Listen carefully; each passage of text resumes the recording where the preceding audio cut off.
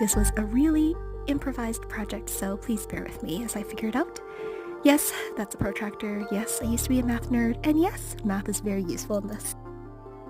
I had to split the circle into 5 equal parts, and that's where the protractor came in use, 72 degrees for each area, and then cutting out the entire circle before going to each section and creating the petal-like features.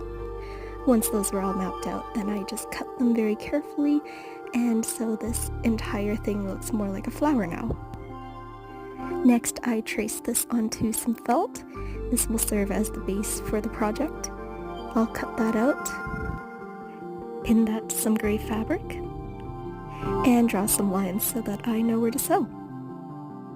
And correct a little mistake here. Sewing along these lines will give that flower shape and that cushion effect. I really like this fabric because it's shiny on one side and kind of gives that trash can feel. And I did find it in the scrap pile.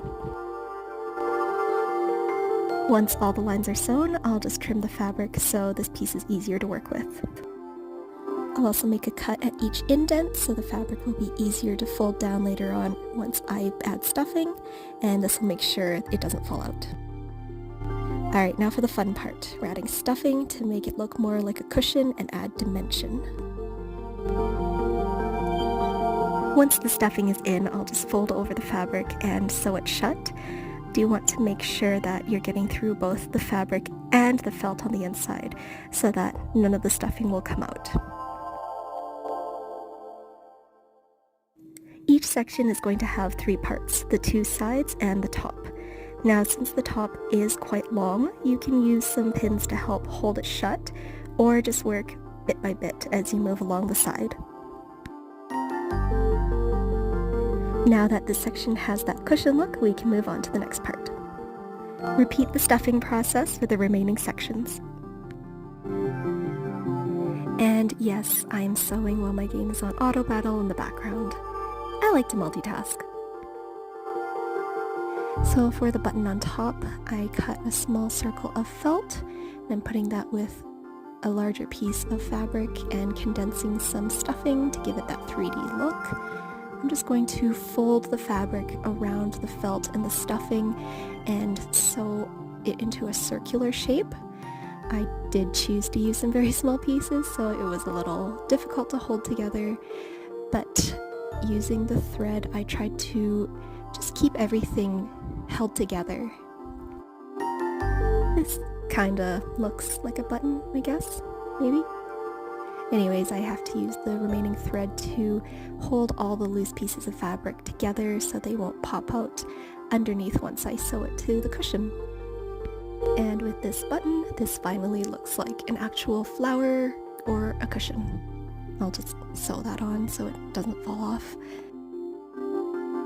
For the sides of the body, I'm going to cut some panels of felt, just measuring them to make sure they fit with the pattern. And they will be in between the different petals, or the shapes of the petals at least. I cut a larger piece of fabric to lay out the panels on. They'll be about 1 centimeter between each one so that it has the ability to fold. So I'll start off by cutting to match the shape of the panel. This will make it easier to sew the fabric to the felt. And once that's done, I'll be able to just trim it a little so it's easier to work with, and then fold it and start sewing to the panel.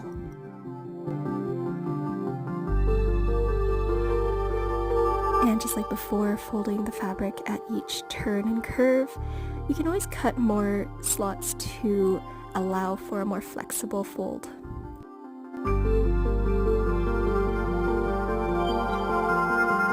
And once 3 of the 4 sides are sewn, you can add some stuffing just to give it that cushion look once again, and start sewing that shut. Now, because these are going to be the sides, try to keep the sewing in a straight line. You can always use a ruler or just keep looking at both sides to make sure you're on the right track.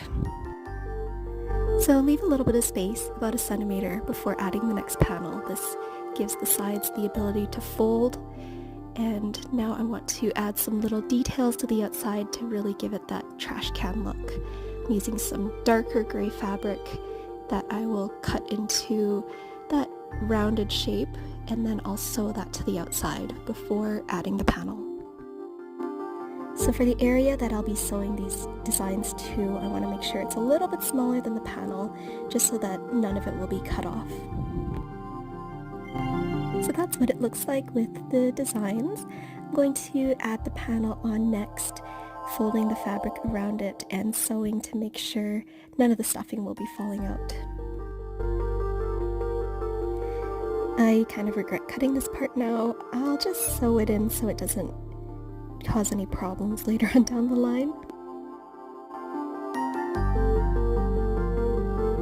And now we have 3 out of the 4 sides sewn shut. We're just going to add some stuffing before sewing that side shut as well.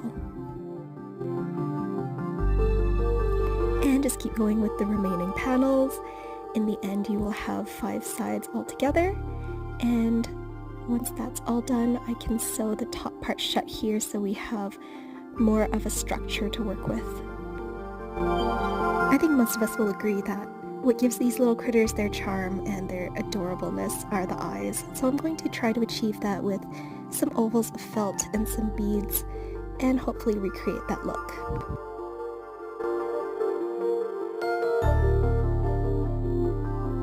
So I have another circle of felt for the face.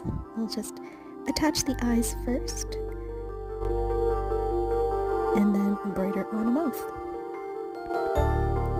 So once the face is done, I'll just add it to the opening and just keep sewing around the arch to make sure it's nicely secure. Next, I'll cut some fabric for the arms and the tail. The arms have this jelly bean shape. I'll give it a quick sew around the border and then flip it inside out. Because it is quite thin, I have to use tweezers to achieve this. But then at least I have those tweezers on hand for adding the stuffing. And once the arms are stuffed, I'll just sew them shut. It's the exact same technique for the tail as well. So I'll attach the tail to the outer part of the arch. That'll just give that look where the tail is out swaying. And then put the arms in and make sure that they are secured well to the extra fabric of the face as well.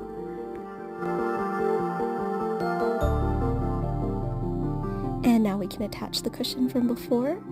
I'm just going to put the sides together and use a looping stitch to attach them.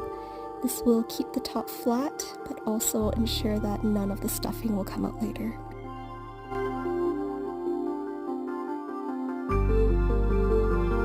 Finish the last couple of stitches and add a knot. Hey, not bad. It's starting to take the shape that we want. So before putting on the bottom piece, I'm going to add just some stuffing and some love. This is going to be a very loved critter. And to protect that love, we're going to add some more stuffing. Now I can attach the bottom piece and just sew that with a regular straight stitch.